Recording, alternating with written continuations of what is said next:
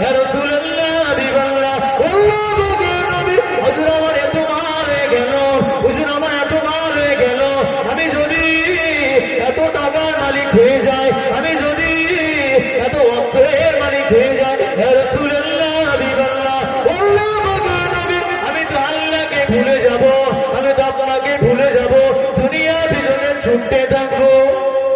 কি বলে হুজুর, আল্লাহ যদি আমার এত মালে বরকত দেয়, আমি তো মালের পিছনে ছুটবো, দিনটাকে তো ভুলে যেতে পারি। হুজুর আল্লাহ আমার মালে অনেক বরকত, হুজুর দোয়া করেন, আমি অসন্তুষ্ট, আল্লাহ যেন আমার মালকে যেন একটু কমিয়ে দেয়, যতটা দুনিয়ায় দরকার। নবী অবাক হয়ে গেলেন, নবীর মুখ দিয়ে মুচকে মুচকে হাসি। নবী বলে ওসমান কি ব্যাপার, তুই মাল কমাতে বলো কেন? বলে হুজুর আমি যদি দুনিয়ার পিছনে চলে যাই, আমি জান্নাতে যাব কেমন করে? হুজুর আপনাকে সময় দিতে পারবো না, বিভিন্ন ব্যবসার জন্য আমি বাইরে চলে যেতে পারি। হুজুর দিন ও শরিয়াতটা কি আমার দ্বারা হবে না? এত মাল আমি কি করব? তুমি আমি ইমাম সাহেবকে বলবো, ইমাম সাহেব আমার পটলটা এবার অনেক হলো, বাঁধাকপি গুলো যেন অনেক হলো, দোয়া করেন না একটু বাঁধাকপি গুলো যেন কমে যায়, দোয়া চাইবেন? বলেন না, বলে কোনদিন চেয়েছে ইমাম সাহেবের কাছে এমন দোয়া? কোনদিন মাথা খারাপ, দোয়া করেন, আল্লাহ দিয়েছে। যখন দেয় অমুক কয়জন চাষিদের মনে হিংসা আছে, কি কয়জন দিলি রে, নাম বলে নে, কোন দোকানদার লিও বলে নে, চাষি ছেলে গো জানি তো, বলে চাষি ভাইদের মনে একটা হিংসা থাকে, তুই কি দিলি, ও কি দিল, এত ফসল হয় কেন, এত ফুল ফোটে কেন, ভাই কি দিলি রে?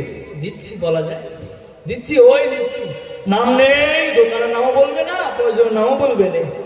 বলেন আল্লাহ রাসূলের সাহাবা বলছে মালে বরকত যেন করেছে। নবী বললে ওসমান তবে তুমি যখন খাওয়া দাওয়া করে উটের পিঠে বসে খাওয়া দাওয়া করবে, ওসমান যখন তোমার ক্ষুধা লাগবে তখন উটের পিঠে উঠে যাবে, ঘোড়ার পিঠে উঠে বসে বসে খাবে। আল্লাহ রাসূলের সাহাবা ওসমান গনি হুজুর তাই করলেন। ওসমান গনি হাস, হুজুর মালে বরকত কমবে তো? আপনি বললেন আমার বিশ্বাস, নবী বলেছে মানে মিথ্যা হবে না।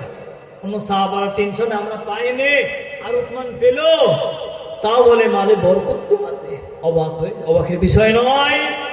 হযরত ওসমান গনি হুজুর আল্লাহ নবীর কথা মতো উটের পিঠে বসে খানা খাচ্ছে, যেটা বলবেন আরে বলা গেল না, উদ্দেশ্যকে দিন ও শরীয়তটা মজবুত করে ধরবে।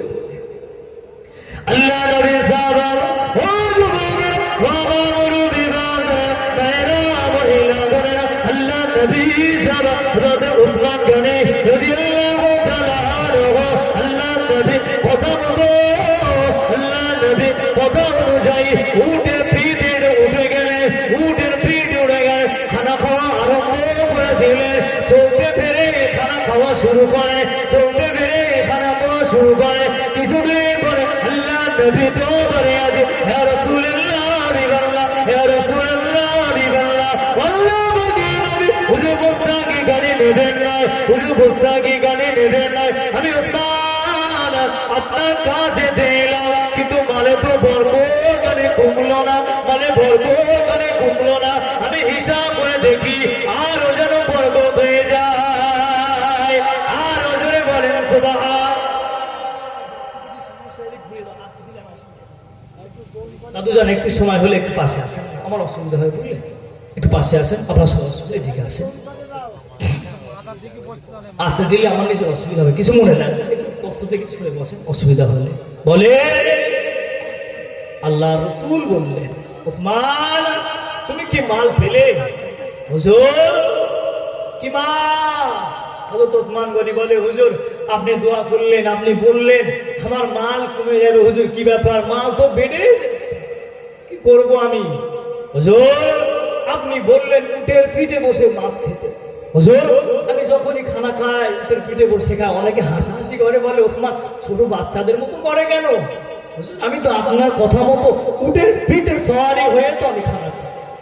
হুজুর আল্লাহ রাসূল বললেন ওসমান তো উটের পিঠে যখন বসে তুমি খাওয়া দাওয়া করছে, তোমার ভাতগুলো কি নিচে পড়ে না, অন্নগুলো নিচে পড়ে না? বলে হুজুর পড়ে। তুমি সেগুলো কি করো? বলে হুজুর আমি আবার উঠ থেকে নেমে সেগুলো কুড়িয়ে ধুয়ে মুছে আবার খাবো, এখানে তো সমস্যা করলে। বলেন তুমি এখানে তো গন্ধ কেন ফেলে? হুজুর আমি যখন খেলতাম আগে কিছু খেতে তো দস্তারখান বিছিয়ে খেতাম, সেগুলো কি করতে পড়ে গেল, আবার সুবিধা হতো সেগুলো ধুতাম না, ওইভাবে খেয়ে দিতাম, ওই জন্য বরকত দেয়। নবী পাকের যদি কোনো সুন্নাতকে যদি আপনি ধরেন, আল্লাহ পাক কোথায় আপনার মালে বরকত দেবে, জোরে বলে। একটা সুন্নাত ধরেন, হয় দাড়ি ছেড়ে দেন, তো নবীর যে কোনো একটা সুন্নাত ধরেন, খাওয়া দাওয়া হলো, দস্তারখান বিছিয়ে খা, যেগুলো পড়ে গেল তুলে কেন, আল্লাহ ওই এক একটা মালে 1-1 লাখের উপরে বরকত দিয়ে দিবে, জোরে বলেন। এটা কি আমার কথা নাকি আপনার সুবহানাল্লাহ বলছেন? আমিন বলেন। এগুলো আমার কথা বলি। আল্লাহ রসুল বললো, ওসমান তোমার মালে যদি বরকত কমে তাহলে ভাতগুলো কেন খেলে? আল্লাহ রসুলের সাহাবা ওসমান বলে, হুজুর আমি লেগে যাই আবার খাই। রসুল বলে, এক একটা অন্নে আল্লাহ তোমার লক্ষ লক্ষ বরকত দিয়ে দিয়েছে, জোরে বলবে। এটাই তো রসুলের সাহাবাদের পেয়ে। তোমার আমার দুনিয়ায় টাকা হয়ে গেলে ধারে কাছে যাওয়া যায় না। কিছু কিছু মানুষের দেখবে হঠাৎ করে টাকা হয়ে গেলে ধারে কাছে যাওয়া যায় না। আমার দেখবেন গ্রামগঞ্জে কিছু কিছু হুক করে 2-1টা নিয়ম ছেলে ইমামের মতো হয়ে যায়, মুয়াজ্জিনের আগে হাজির হয়ে যায় মসজিদে। এটা সমস্যা আছে। এই হুক করে হুজুর আওয়া, হুক করে মুসল্লি আওয়া, এটা খারাপ জিনিস। আমি বলিনি নামাজ পড়তে বারণ করিনি। দেখবেন খুব করে মুসল্লি বাবা ইমাম সাহেব মুয়াজ্জিনের আগে হাজির, খারাপের লক্ষণ আছে, প্রায় তো দেখছি। খুব করে হবেন না, আস্তে আস্তে হবে। 5 ওয়াক্ত নামাজ পড়তে পারলেন না, একত্র করে ধরেন, একসাথে 5 ওয়াক্ত হবে না, আস্তে আস্তে ধরেন। আমি দেখেছি প্রায় আমার পরিবারের মধ্যে বলবো না, আমার পরিবারের মধ্যে আমার একটা চাচতো ভাই অনেক নামাজ ধরেছিল, বুঝলেন। আমাদের আগে আমাদের বলতো, তুমি হুজুর মানুষের মসজিদে যাও না, বাড়ি পড়ছো, ব্যাস কিছুদিন পরে গন্ডগোল করে ফেললো। ওই জন্য খুচরো হুজুর হওয়া বহুত সমস্যা। আপনি আস্তে দিনকে ধরেন, একেবারে ধরতে যাবেন না, একেবারে দিন ও শরিয়াতকে ধরতে যাবে না, আস্তে আস্তে ধরে। আজকে 2 ওয়াক্ত বললেন, কাল 1 ওয়াক্ত, এভাবে আস্তে আস্তে 5 ওয়াক্ত নামাজকে আপনি কন্টিনিউ করবেন। কদিন থাকবেন বলেন, ধরবেন। আজ আছি তো কাল। নবী পাকের সাহাবা হুজুরদের প্রেম, রাসূলের সাহাবা হুজুরদের প্রেম যদি আপনার ভিতরে না আসতে পারে, আল্লাহ রাসূল বললেন, কেউ যদি দুনিয়ার মানুষের থেকে, আত্মীয় স্বজন, পাড়া প্রতিবেশীর থেকে আমি রাসূল যদি আমাকে বেশি মহব্বত না করতে পারে, সে ঈমানদার হতে পারবে না। নবীকে যদি মহব্বত না করতে পেরেছেন, সে টোটালি ঈমানদার হতে পারবে না। ওই জন্য নবীকে বেশি মহব্বত করে। আল্লাহ রাসূলের একজন সাহাবা, রাসূলের চাচার নাম আমির হামজা রাদিয়াল্লাহু তাআলা। আল্লাহ রাসূল একবার আবু জেহেল ছোটবেলায় নবীকে ধরে মারলেন। আবু জাহাল আল্লাহ রাসূলকে মেরে রক্তাক্ত করে দিল। মুহাম্মদ সাল্লাল্লাহু আলাইহি ওয়াসাল্লামকে, মুহাম্মদ তোমার এত বড় কথা বলে আবু জাহাল নবীকে মারলেন।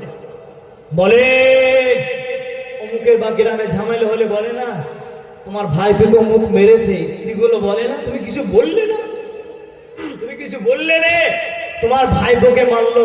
কি আমার চাচতুবার গায়ে হাত, আমার পরিবারের উপরে হাত, এক দৃষ্টি আর এক দৃষ্টির মধ্যে লাগে না? দম থাকলে আসিস, আমার বড় ছেলে বাড়ি আসবে না, দেখিস কি হয়, বলে না ঝামেলা। আল্লাহ রসুলের চাচা আমির হামজা হুজুরের স্ত্রী বলে, ওগো তোমার ওই ভাতিজা এতিম ছেলে মুহাম্মদকে আবু জাহাল মেরেছে, তুমি কিছু বলবে না? মুহাম্মদকে আবু জাহাল রক্তাক্ত করে মুহাম্মদ কাঁদছে দুঃখে, তুমি কিছু বলবে না? আমির হামজা হুজুর তীরের ডাঁট খানে নিলেন। আগে তো আরো তীরই ছিল, বলল কি ছিল, তীরের ডাঁট নিয়ে আল্লাহ দরবারে শপথ করলেন, যতক্ষণ না পর্যন্ত আবু জেহেলকে আমি না মারতে পেরেছি, এক ঘট পানিও পান করবো না। জোরে বলবে। বলে নবীর প্রেম, নবীর মহব্বত।